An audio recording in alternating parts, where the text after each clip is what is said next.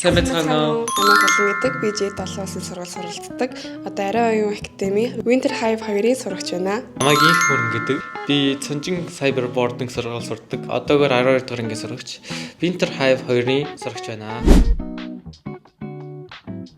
Миний бодлоор personal statement гэдэг нь гадаадд сурахж байгаа хүмүүс заавал бичих ёстой эсэй.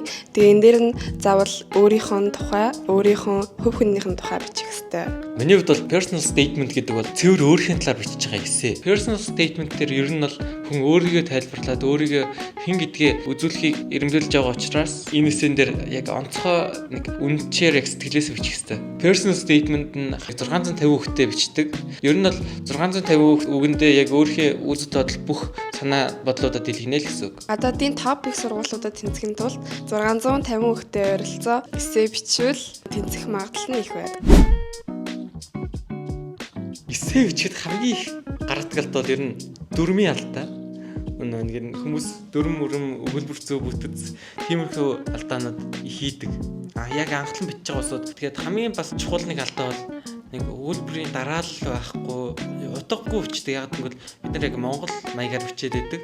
Яг англиар бичихийн тулд бас өөр яг англиар сэтгэх хэрэгтэй гэдэг юм уу? Англи хэлний өгүүлбэрийн бүтэц, монгол хэлний өгүүлбэрийн бүтэц шал өөр байдаг. Тэрнээс л хүмүүс их алдаа гаргадаг. Чиний хувьд энэ ямар байдаг вэ?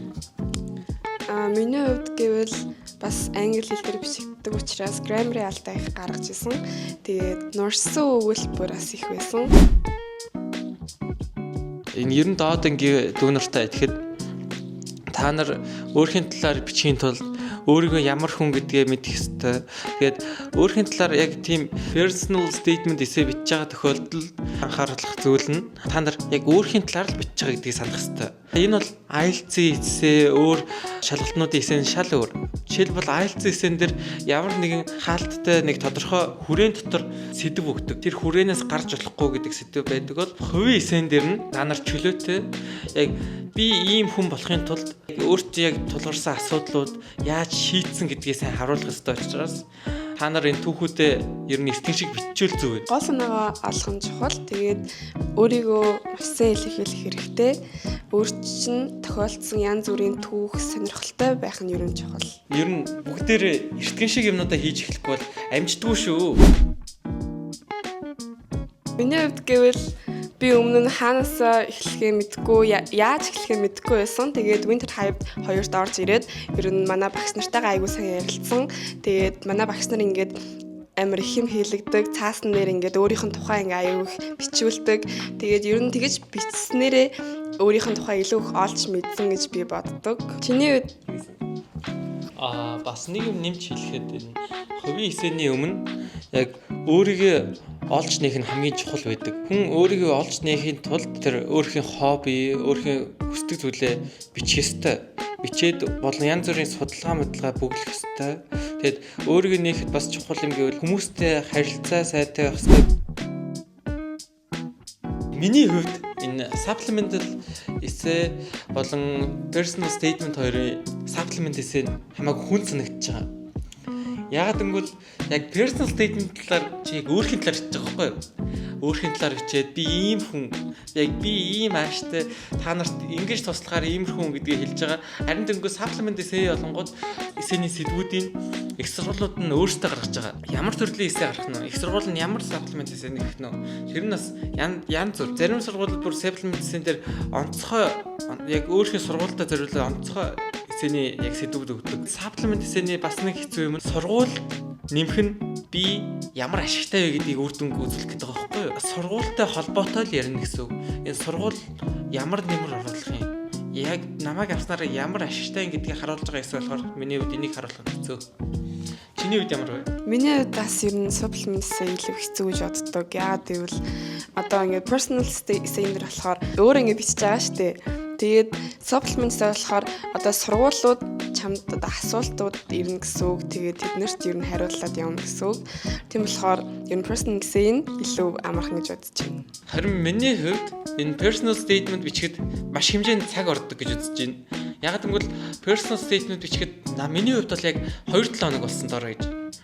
Яг personal statement-ийг яг та нар эхний удаадаа яг гоё бичнэ гэж бодож байна. Үнэ хэлэх шал худлаа. Эхний удаа бичихэд ямар ч хин ч ойлгохдоггүй нэг бантан ямар утга санаа гаргах гэдэг байгааг хин ч ойлгохооргүй.